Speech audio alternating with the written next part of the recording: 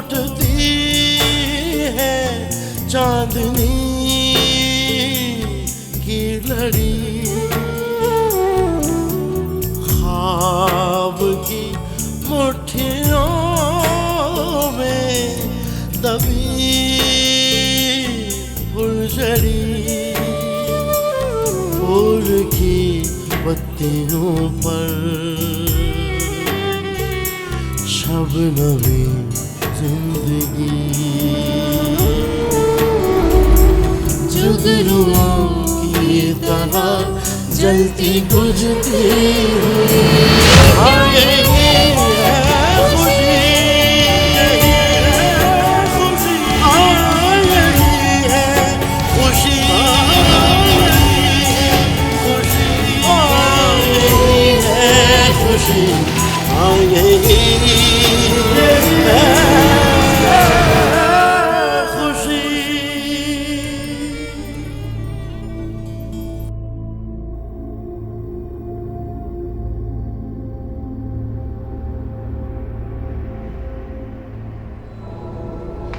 इनकी हालत अब बिल्कुल नॉर्मल है।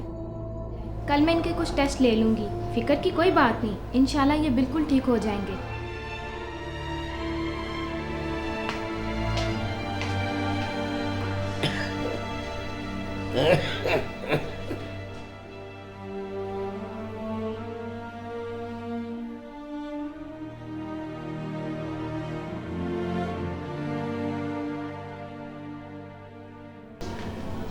आप ठीक तो है अप्पा जी?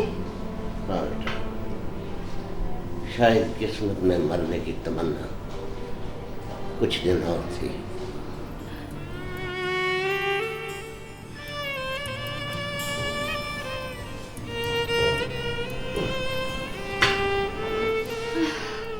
ऐसी बातें नहीं करते अप्पा जी।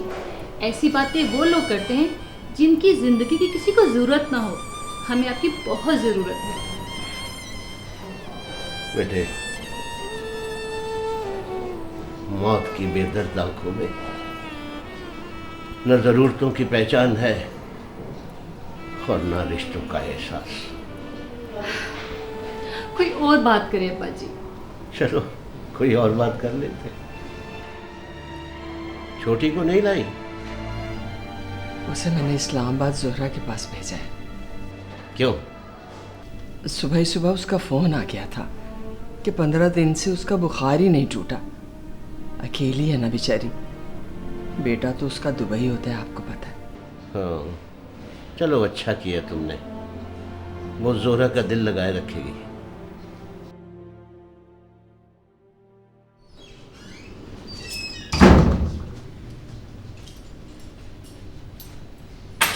आज मैंने मिल गया पिज़्ज़ा दुबई का। क्या हाल है, ठीक हो?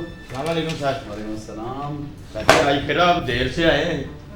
हाँ यार, बस निकलते निकलते देर हो। तो सर जी आपको पता है कि घंटा आगे हो गया, तो आप घंटा पहले निकल गया करें ना। मेरे कहने का मतलब है देखो मुझे ये आगे पीछे का कुछ नहीं पता, तुम चुप करके अपना काम करो, जाओ। ठीक है जी, हमें क्या जरूरत है किसी के काम में बोलने की, हम मुलाजिम बंदे हैं। सर जी हाँ बोल। आपको मैडम ने बुलाया है। क्यों? पता नहीं।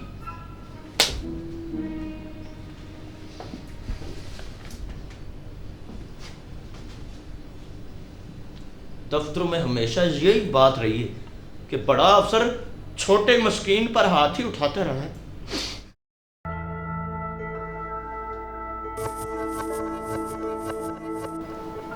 जी। दाखिल होने से पहले दरवाजा नॉक कर दे। बाहर जाओ और दरवाजा नॉक करके अंदर आओ।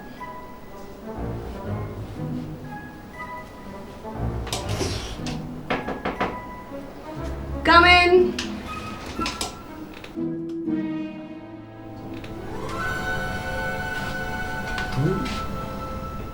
ये ऑफिस है, तुम्हारा किचन नहीं है। बात करने के कुछ मैनर्स होते हैं। मारिया, आप तमीज से बात करो। मारिया नहीं, miss Maria.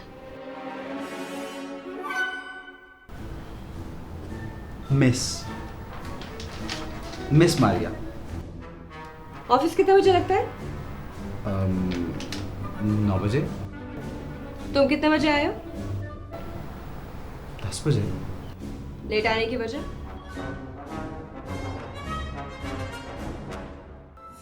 Actually miss Maria, मेरी एक जानने वाली मेरे घर आ गई थी। तो फिर? वो कुछ उल्टी सीधी बातें शुरू हो गई और उसकी बातें सुनते सुनते निकलते हुए देर हो गई। उसकी बातें सुनते सुनते टाइम वेस्ट करने से बेहतर है तुम उसे समझने की कोशिश करो।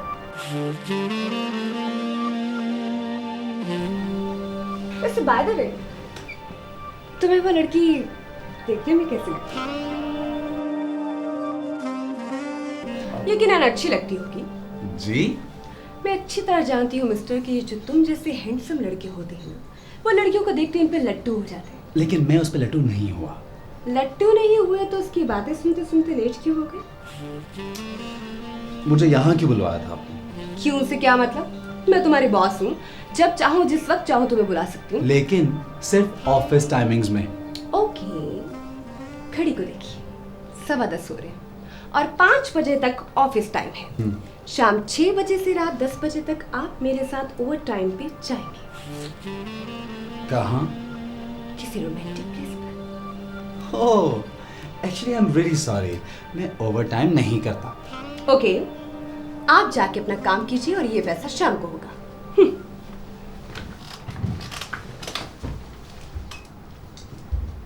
बिजली जैसा ने बीमार मुकाइयां। अस्सलाम वालेकुम जनाब। सर जी क्या हाल है? हाँ बोलो। सर जी एक मुझे बात आप बता सकते हैं? बोलो। सर जी मैं ना आपको ना 100 रुपया लूँगा। नहीं मेरा मतलब है सर जी, एक मुझे बात बताए, आपका कोई वो बुटीक है? तो ब्यूटी पार्लर है? नहीं भाई। तो सर वो फिर आप ना वो कढ़ाई वाले गले बनाते होंगे काफी। बात क्या है, बात करो। मेहंदी के ठप्पे लगाते होंगे, मेहंदी वाले फूल बनाते हैं। नहीं सर? नहीं। तो फिर ये सारी मैडमें आपको क्यों बुलाती हैं? हमारी मैडम आती वो भी कहती उसको बुलाओ, बाहर एक और मैडम आई है वो भी कहती उनको बुलाओ। मैडम बाहर बैठी है गेस्ट रूम में आपका वेट कर रही, मुझे कोई क्यों नहीं बुलाता? हालांकि मोहल्ले के बच्चे मुझे कहते कि तुम शाहरुख खान लगती हो। कौन आया है? मैडम है जी, वो गेस्ट रूम में आपका वेट कर रही है जी। सर जी वो अगर मेरा पूछे ना तो मेरा नंबर दे दें उनको। सर जी गुस्सा कर रहे हो, मेरा फोन तो अभी लगना है।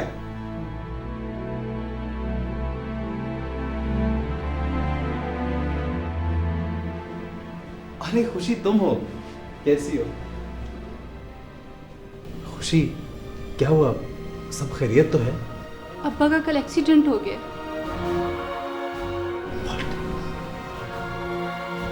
वो अस्पताल में है, तुम्हें याद कर रहे हैं। उनका एक्सीडेंट कल हुआ और तुम मुझे आज बता रही हो? कल तुम्हें कांटेक्ट करने की बहुत कोशिश की मगर तुम कहीं नहीं मिले। मैं तुम्हारे घर भी गई थी, तुम वहां पर भी नहीं थे। अच्छा मुझे हॉस्पिटल लेके चलो प्लीज, उठो।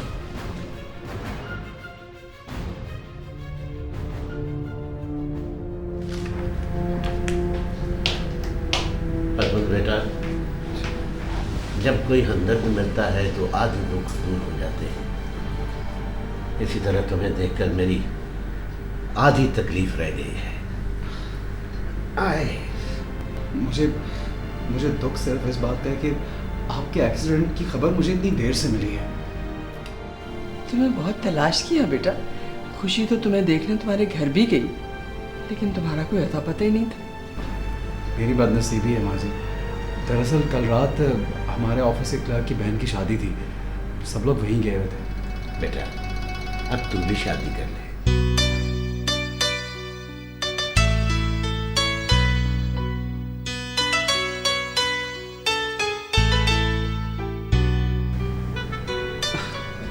ये काम मुझे थोड़ी करना है, आपने मेरे लिए इतना कुछ किया है, मुझे पाल पोस के बड़ा किया, अब मेरी शादी भी आप ही करेंगे। हाँ बेटा, ये काम भी मैं मरने से पहले करके जाऊंगा। आप प्लीज़ मेरे सामने ऐसी बातें ना क्या करें। खैर मुझे ये बताइए कि वो राशिद नहीं आया? अच्छा हुआ नहीं आया, आ भी जाता तो कौन सा उसने हमारा तो पॉइंट लेना था।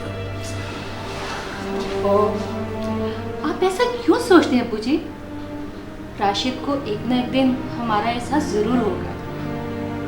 बेटी, जो परिंदे शाम से पहले अपने घोंसलों की तरफ लौट कर नहीं आते, वो रात की तारीकी में भटक जाते हैं। समझ लो कि राशिद भी ऐसा ही हो गया है, वो भी भटक गया है।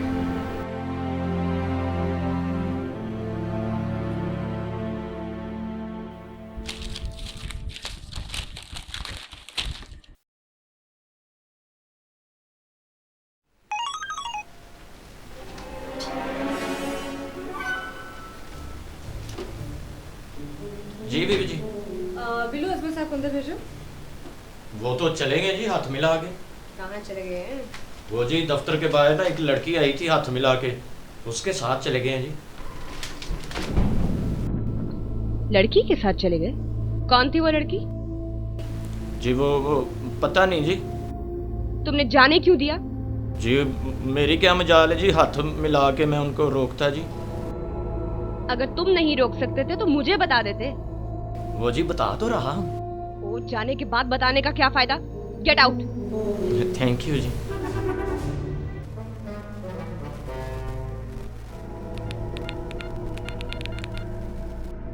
आपके मतलूबा नंबर से इस वक्त जवाब मौसूल नहीं हो रहा है। असमत के बच्चे ने अपना मोबाइल भी ऑफ किया हुआ है। The number you have dialed is not responding at the moment.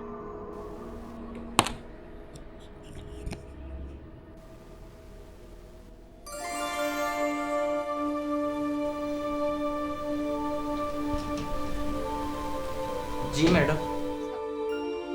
अजमत साहब का फोन क्यों बंद है? जी वो कसम से मुझे नहीं पता जी।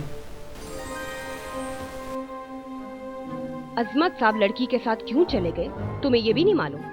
वो लड़की कौन थी तुम्हें ये भी नहीं मालूम? उसका फोन क्यों बंद है तुम्हें ये भी नहीं मालूम? अच्छा ये बताओ, वो लड़की अजमत साहब के साथ किस तरह बात करी थी? मेरा मतलब है कि उसका मूड क्या था? ओ जी बीबी जी, उसकी आंखों में ना इतने मोटे मोटे तो मच के आंसू होते हैं। इतने मोटे मोटे आंसू थे जी। मगरमच्छ के आंसू बहा रही होगी असमत के सामने, और असमत भी इतना पागल उसके साथ चला गया। अगर असमत साहब को कुछ हो गया ना तो फिर तुम्हारी खैर नहीं। Get out. Thank you ji. Thank you का बच्चा। चुप सब रो के क्या दुखड़े सुना रही हो किसको?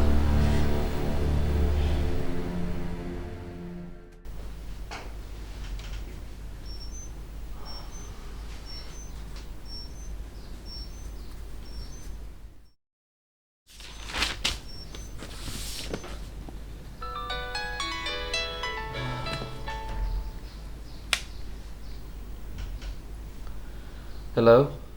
हाय राज साहब, कैसे हैं आप? मैं ठीक हूँ। क्या कर रहे थे? लिख रहा हूँ। इसका मतलब है कि मैंने आपको डिस्टर्ब किया? अरे नहीं, ऐसी कोई बात नहीं। बताएं क्यों फोन किया? बस अकेली बोर हो रही थी, सोचा आपको तंग किया जाए। बाय द वे, क्या लिख रहे थे आप? नॉवल के सिवा क्या लिख सकता हूँ? कोई नया नॉवल लिख रहे हैं? जाहिर है नया ही तो लिखा जाता है, लिखे हुए को तो नहीं लिखा जाता ना। राज साहब, एक दिल की बात कहूँ आपसे? कहिए। जब आपसे मुलाकात नहीं हुई थी तो हर वक्त आपकी तहरीरों में गिरफ्तार रहती थी, और जब से आप मिले हैं तो आपकी शख्सियत ने मुझे बहुत इंस्पायर किया है। पता है, मेरे अंदर एक नए शौक ने जन्म लिया है। कैसा शौक? मैं आपकी किसी कहानी में एक किरदार की हैसियत से शामिल होने के ख्वाब देखने लगी हूँ। इसके लिए मैं आपकी क्या मदद कर सकता हूँ? कभी वक्त निकाल कर घर पर आए तो मैं आपको अपनी जिंदगी के चंद हकाइक बताऊंगी, और आप मेरी ज़िंदगी पर नावल लिखेंगे। ठीक है, मैं किसी रोज़ आ जाऊँगा। किसी रोज़ क्यों? आप कल ही तशरीफ़ लाए ना। ओके, मैं कोशिश करूँगा, बल्कि कल ज़रूर आ जाऊँगा। थैंक यू, मैं आपका इंतज़ार करूँगी। खुदा हाफिज़। बाय।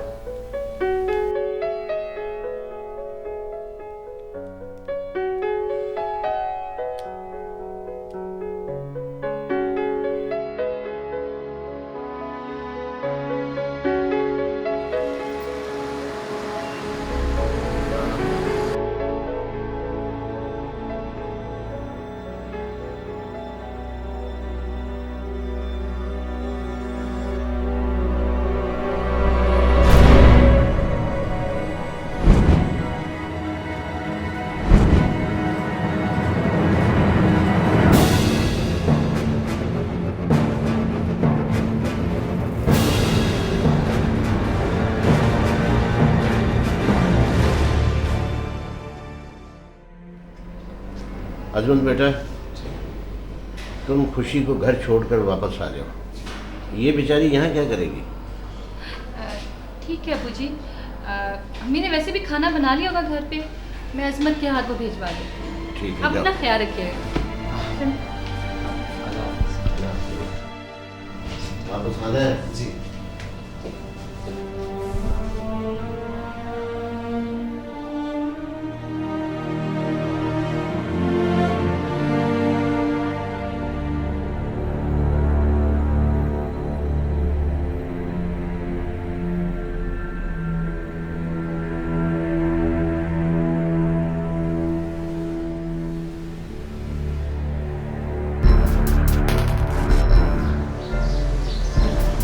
वो लड़का कौन है?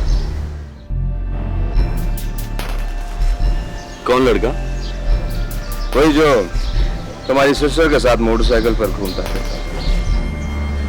वो अजमत होगा। अजमत? हाँ, वो मेरे बाप का मुंह बोला बेटा है। मेरे घर वालों को मुझसे ज्यादा उस पर एतमाद है।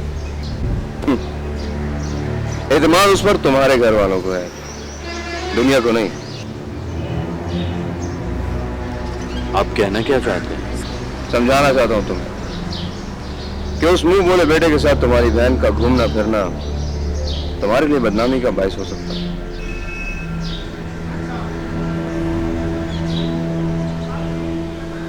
बदनामी तुम जैसे गैरतमंद और बहादुर लोगों के लिए मौत है।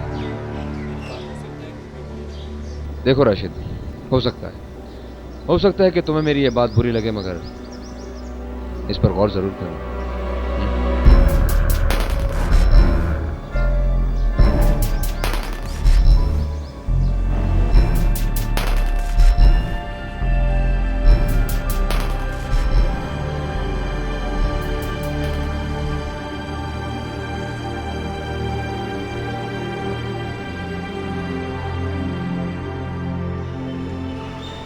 जी, तो मैं ड्रॉप करके मुझे एक ज़रूरी मीटिंग में भी जाना है।